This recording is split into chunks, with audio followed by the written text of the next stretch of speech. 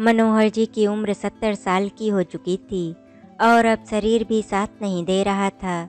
उनके बच्चे भी उनकी तरफ देखना नहीं पसंद करते थे।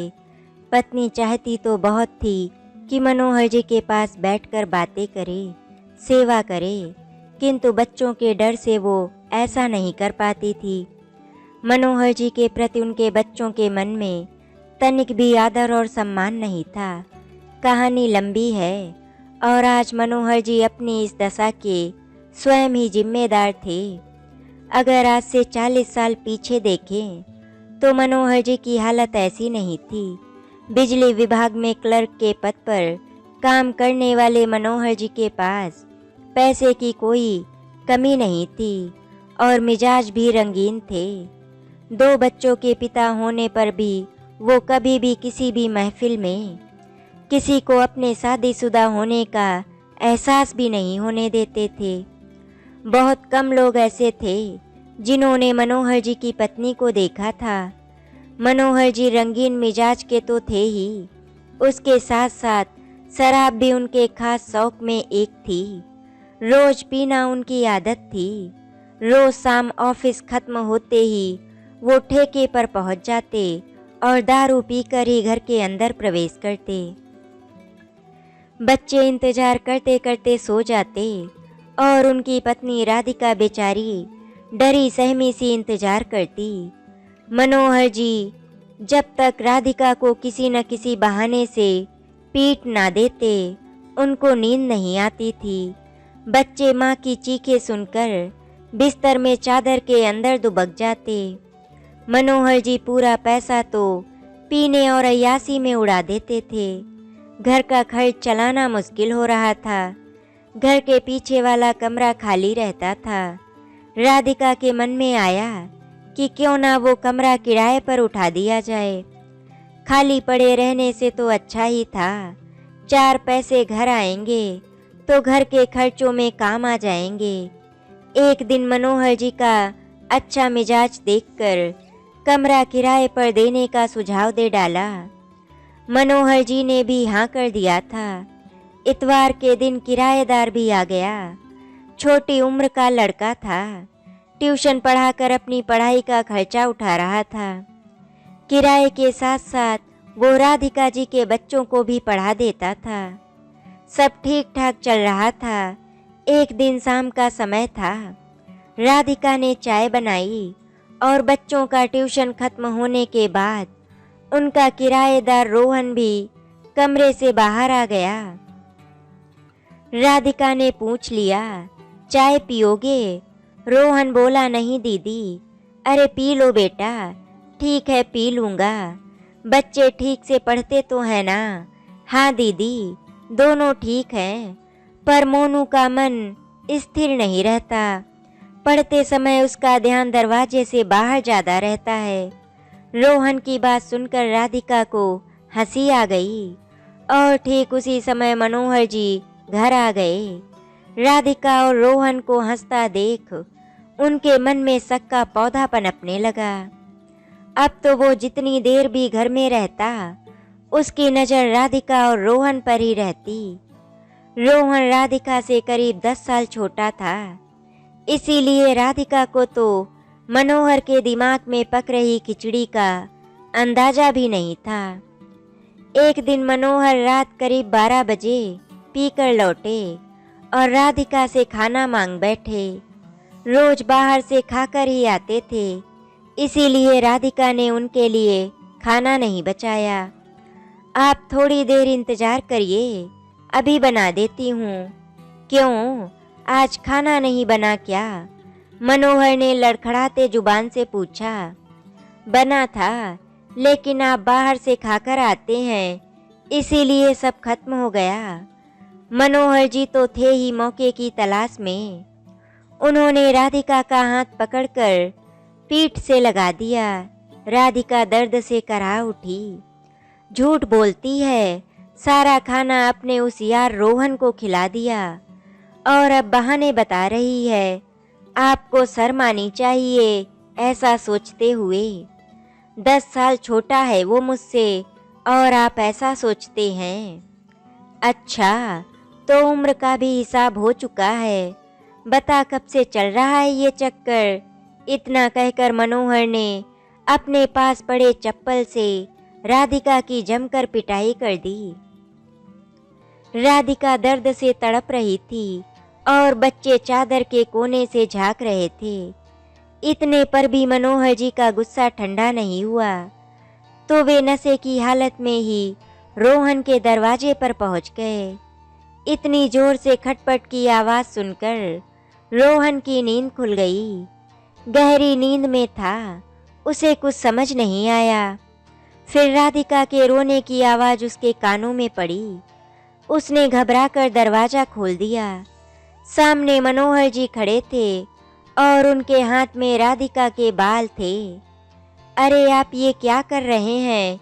इनको तकलीफ हो रही होगी, छोड़िए। अच्छा, बाल इसके हैं और दर्द तुझे हो रहा है। बता कौन लगती है ये तेरी? आपको शर्म आनी चाहिए ऐसी बातें करते हुए। मुझे शर्म आनी चाहिए और तुम दोनों जो मेरे पीठ पीछे करते हो वो क्या है? इतना कहकर मनोहर जी ने राधिका को लात मार कर गिरा दिया। रोहन ने मनोहर जी का हाथ पकड़ लिया। अब बस करें, बहुत हुआ। दीदी है वो मेरी और आपकी इतनी गंदी सोच। ठीक है, फिर चल पैर छू अगर ये तेरी दीदी है। रोहन ने झुककर राधिका के पैर छू लिए। अब तो खुश है ना आप? अगर तेरा दिल साफ है तो इतनी सफाई क्यों दे रहा है? मासूम बच्चे चादर के अंदर सुबक रहे थे। पानी सर के ऊपर जा चुका था। रोहन ने मनोहर जी का हाथ पकड़ा और घसीटता हुआ उन्हें ले गया और कमरे में बंद कराया।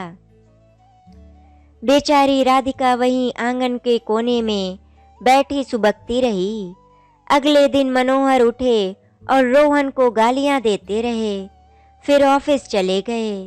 दीदी सुनिए, राधिका बाहर आ गई। हाँ रोहन, क्या हुआ? बेचारी शर्म से नीचे गड़ी जा रही थी। दीदी, अगली गली में ही मैंने एक कमरा देख लिया है, शाम तक चला जाऊंगा, सोचा आपको बता दूं। रोहन चला गया। राधिका पूरा दिन रोती रही।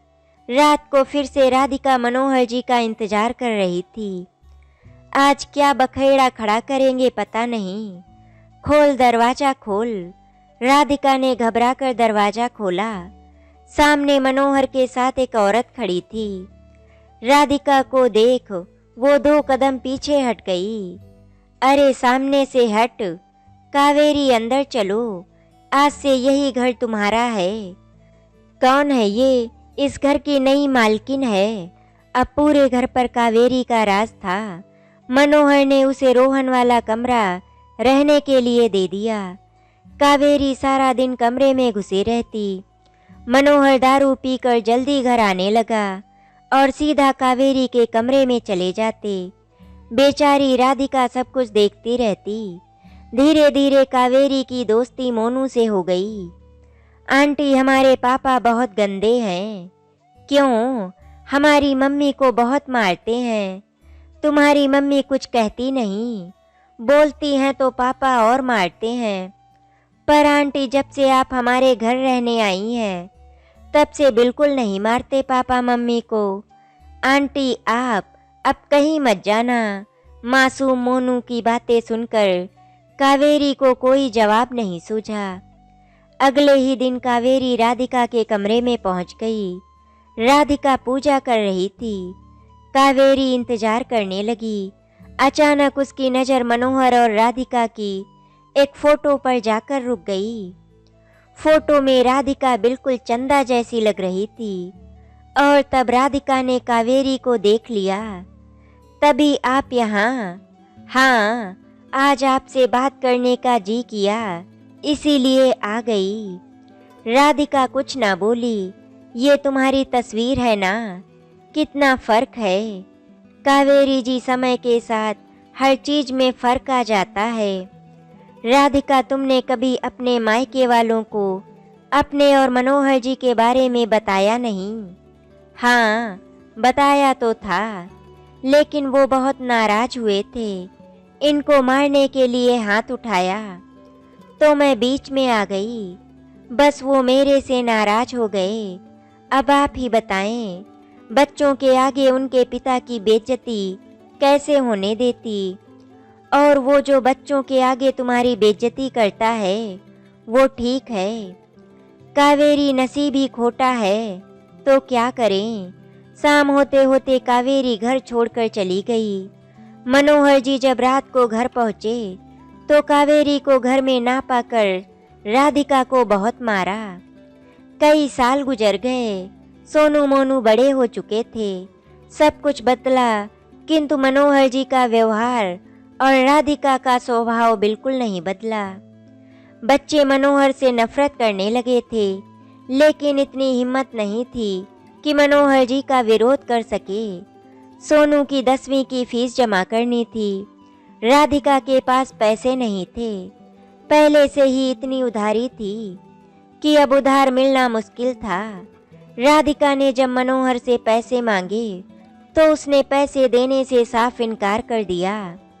सोनू ने घर के पास ही एक दुकान में काम करना शुरू कर दिया और अग्रिम राशि लेकर 10वीं की फीस जमा कर दी। 10वीं में सोनू के बहुत अच्छे नंबर आए। घर चलाने में बहुत परेशानी हो रही थी। सोनू ने ट्यूशन पढ़ाना शुरू कर दिया। धीरे धीरे बच्चे भी ज़्यादा आने लगे। एक दिन सोनू शाम को ट्यूशन पढ़ा रहा था। तभी मनोहर ने आदतन किसी बात को लेकर राधिका को पीटना शुरू कर दिया। थोड़ी देर तक तो सोनू बर्दाश्त करता रहा। फिर बच्चों को बोला, आज घर जाओ, कल पढ़ाएंगे। बच्चे चले गए। सोनू गुस्से में उठा और जाकर मनोहर जी का हाथ पकड़ लिया। अब बस और नहीं। मनोहर जी ने दूसरा हाथ उठाया तो सोनू ने दूसरा हाथ पकड़कर मनोहर को धक्का दे दिया। दारू के नशे में मनोहर जी उठ न सके। राधिका और मोनू खड़े सब देख रहे थे। सोनू क्या कर रहा है बेटा? कोई अपने पिता पर ऐसे हाथ उठाता है? मम्मी, आप चुप रहें। इस इंसान ने हमें और आपको कौन सा सुख दिया है? पिता का कौन सा फर्ज निभाया है? आज के बाद इस घर में इस आदमी को सिर्फ खाना और छत मिलेगी बस। मोनू भी सोनू के पास आकर खड़ा हो गया। आज का दिन राधिका के जीवन में बहुत बड़े बदलाव का संकेत था। अब घर में सोनू की ही चलती थी। मनोहर जी ने पीना तो नहीं छोड़ा, पर उसे दिन के बाद राधिका पर हाथ उठाने वाली बरसों की पुरानी आदत छूट गई। सोनू ने मोनू को माँ को पूरी जिम्मेदारी दे दी। सोनू का काम ट्यूशन पढ़ाना और मोनू का काम अपनी पढ़ाई के साथ साथ माँ की हर छोटी बड़ी ज़रूरत का ख्याल रखना था। बेचारी राधिका बहुत कोशिश करती थी कि मनोहर जी का ध्यान दे, किंतु जैसे जैसे शाम होती राधिका के तन मन में बसा पुराना डर जग जाता। लेकिन अब मनोहर पीकर पड़ा रहता और राधिका की आराम उसके कलेजे में आग लगा देती। धीरे धीरे मनोहर की अहमियत अपने ही घर में कम होती चली गई और घर में हर काम राधिका के हिसाब से होने लगा। एक दिन सोनू और मोनू दोनों ही घर पर नहीं थे। राधिका रसोई में खाना बना रही थी। मनोहर जी राधिका के पास जा पहुँचे। नशे में थे। राधिका, ओ राधिका, हाँ बोलो, तेरी तो बहुत इज्जत बढ़ गई है इस बुढ़ापे में। बच्चों को समझा, मैं बाप हूँ उनका। मेरे समझाने से क्या होगा? अब वो छोटे नहीं रहे। कहानी सुनाने वाली उम्र में ही उन्होंने तुम्हारे नाटक देखे हैं। अच्छा, तू भी बोलना सीख गई है। हमेशा वक्त एक जैसा नहीं रहता, वक्त बदलता है। पति का राज क्या होता है कभी पता ही नहीं चला। बच्चों ने माँ का दुख देखा है और बातों बातों में बात बढ़ती चली गई।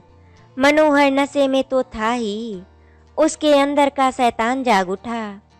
उसने पास पड़ा झाड़ उठाकर राधिका की पीठ पर जमा दिया। इतना दर्द राधिका के बर्दाश्त से बाहर था।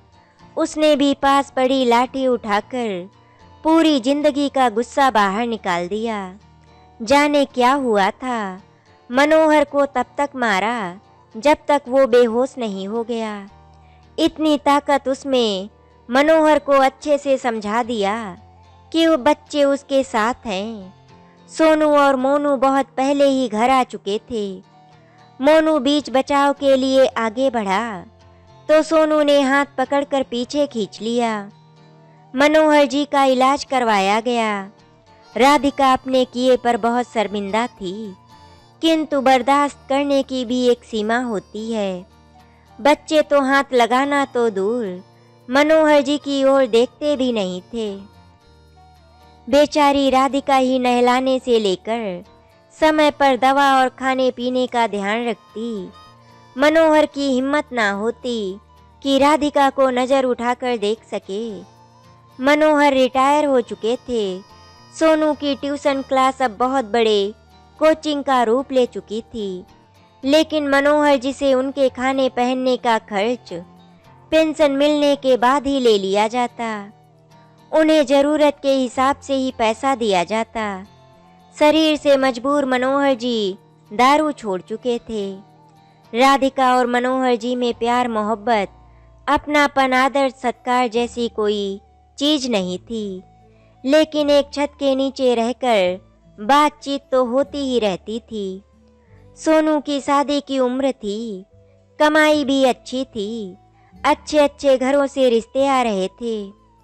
मनोहर जी खुशी से फूले नहीं समा रहे थे, पर उनको कोई पूछता भी नहीं था। जब लड़की देखने की बारी आई तो सोनू की बिल्कुल इच्छा नहीं थी कि मनोहर जी भी साथ में जाएं, लेकिन राधिका का उदास चेहरा देखकर उसने साथ चलने की इजाज़त दे दी, पर मनोहर जी को बोलने की इजाज़त नहीं दी थी। किसी भी बात पर उन्हें अपना मुंह बंद रखना था।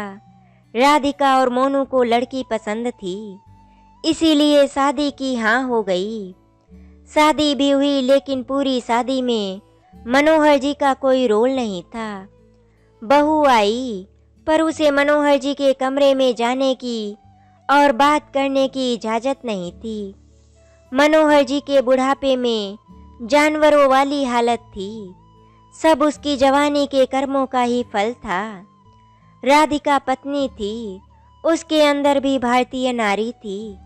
उसे मनोहर जी की हालत देखकर बहुत दुख होता, किंतु चुप रहती, क्योंकि वो जानती थी कि आज अगर वो बच्चे अन्याय के खिलाफ आवाज़ न उठाते तो शायद अब तक वो इस दुनिया में ही नहीं रहती। समय बीता, घर में 2 बहुएं थी। हर काम राधिका से पूछकर ही होता, लेकिन राधिका को अब अकेलापन महसूस होने लगा था। बेटे बहुएं अपनी दुनिया में मस्त थे और मनोहर जी से राधिका की ज़्यादा बात नहीं होती थी। एक दिन मनोहर ने राधिका से कहा, कभी तो पास बैठा करो। राधिका ने कोई जवाब नहीं दिया। अच्छा, थोड़ी चाय ही पिला दो, बहू के हाथ की नहीं, आज तुम्हारे हाथ की चाय पीनी है। राधिका की आंखों में आंसू आ गए। मनोहर जी के मुंह से अपने लिए मीठे बोल उसने जिंदगी में पहली बार सुने थे। औरत का मन पुराने सारे दर्द भूलकर राधिका चाय बनाकर ले आई। अपने लिए नहीं लाई। नहीं, मुझे नहीं पीना है, आप पियो। अकेले नहीं, आज तो तुम्हें भी मेरे साथ पीना पड़ेगा। राधिका नई नवेली दुल्हन की तरह शर्मा गई। अरे शर्माओ मत, चाय पीने को बोल रहा हूँ, दारू नहीं। आज क्या हो गया है आपको? ठीक है, अपने लिए भी बना लेती हूँ। दोनों ने साथ बैठकर चाय पी। राधिका, मैंने तुम्हारा जीवन नरक बना दिया। बच्चों को भी पिता का प्यार ना दे पाया। मुझे बहुत अफसोस है। मजबूर हूँ कि बीता हुआ वक्त वापस नहीं ला सकता। बच्चों से माफ़ी मांगने की हिम्मत नहीं, पर तुम मुझे माफ़ कर देना। राधिका रोए जा रही थी। कहती भी तो क्या, सच ही तो था। सारी जिंदगी मनोहर जी के प्यार के लिए तरस गई। अरे कोई बात नहीं, बच्चों का गुस्सा तो जायज है, पर मेरे मन में आपके लिए कोई भी शिकायत नहीं है।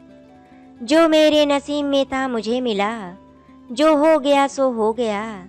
अब गुजरा वक्त वापस तो नहीं आ पाएगा। अफसोस के अलावा कुछ भी नहीं बचा। अच्छा अब सो जाओ, मैं भी देखती हूँ, अभी तक मोनू नहीं आया। आज यहीं सो जाओ मेरे पास, कैसी बातें कर रहे हो। अब इस बुढ़ापे में कहकर राधिका कमरे से बाहर आ गई। थोड़ी देर में मोनू भी आ गया। सबने खाना खाया। मनोहर जी के कमरे में राधिका खाना देकर आ गई। पूरा घर सो गया था, लेकिन राधिका की आंखों में नींद नहीं थी। उसने अपना बिस्तर समेटा और मनोहर जी के कमरे में आ गई। जाने कितने सालों के बाद आज उसे इतना सुकून मिला था। बिना कुछ बोले वहीं नीचे बिस्तर लगाकर सो गई। सुबह जब मोनू की नींद खुली तो मम्मी को उनकी जगह ना पाकर वो घबरा गया। पूरा घर ढूंढने के बाद उसने मनोहर जी के कमरे में जाकर देखा तो राधिका जमीन पर सो रही थी। तब तक मोनू भी आ गया। इतनी गहरी नींद, सोनू तो मनोहर जी के कमरे में पैर नहीं रखता था। मोनू ने अंदर जाकर राधिका को जगाने की कोशिश की, पर राधिका तो सारी जिंदगी के लिए सो चुकी थी। जिंदगी भर दर्द से तड़पने वाली राधिका पूरी तरह शांत हो चुकी थी। मनोहर जी के शरीर में इतनी दम नहीं थी कि वो राधिका को कंधा भी दे सके। सोनू का तो बिल्कुल मन नहीं था कि राधिका का अंतिम संस्कार मनोहर जी के हाथों हो, किंतु बड़े बुजुर्गों की सलाह पर राधिका का अंतिम संस्कार मनोहर जी ने ही किया। अंतिम समय में मनोहर जी राधिका से लिपटकर बहुत रोए। अपने जालिम पिता की हालत देखकर सोनू की आंखों में भी आंसू आ गए। उसने सहारा देकर मनोहर जी को अपने सीने से लगा लिया। पहली बार जवान बेटे के सीने से लगकर मनोहर जी की छाती फट रही थी। मनोहर जी ने खाना पीना सब छोड़ दिया। सोनू के कहने पर वो खा तो लेते, पर खाना तो उनके पेट तक भी नहीं पहुंचता था। मनोहर जी की हालत दिन पर दिन गिरती जा रही थी। वो रात दिन बस यही सोचते थे कि इस जीवन में उन्होंने कितना कुछ खो दिया। राधिका की 13वीं का दिन था। मनोहर जी ने एक दाना भी ने मुंह में नहीं डाला था। सभी लोग दुखी थे। खिलाने की कोई कोशिश की गई, पर किसी ने जोर नहीं दिया। सारे दिन के काम खत्म करके जब सोनू मनोहर जी के कमरे में गया तो पापा आप तो कुछ खा लो, आप ऐसा करोगे तो मम्मी की आत्मा को शांति नहीं मिलेगी। पापा सोनू ने मनोहर जी को उठाना चाहा, किंतु मनोहर जी भी दुनिया छोड़कर जा चुके थे। दोस्तों, वक्त बहुत कीमती होता है। सही वक्त पर किया गया सही काम ही हमें खुशियाँ देता है। हर रिश्ते की कदर हमें वक्त रहने करनी चाहिए। मनोहर जी ने अपनी जवानी में बच्चों और राधिका की कदर नहीं की। इसका उन्हें अपने अंतिम दिनों में बहुत अफसोस था, किंतु अब वक्त हाथ से निकल चुका था। राधिका का वक्त बदला तो था, पर उसे वो प्यार और अपनापन नहीं मिला जिसकी वो हकदार थी। और ये वक्त जाते जाते सोनू मोनू को बहुत कुछ सिखा कर गया था। आज वो अपने परिवार में बहुत खुश है, क्योंकि वो परिवार की कीमत जानते हैं। आशा करती हूँ आपको हमारी कहानी अच्छी लगी होगी। अगर आपको हमारी कहानी अच्छी लगी तो वीडियो लाइक एंड शेयर करें, चैनल को सब्सक्राइब करें। वीडियो देखने के लिए आपका धन्यवाद।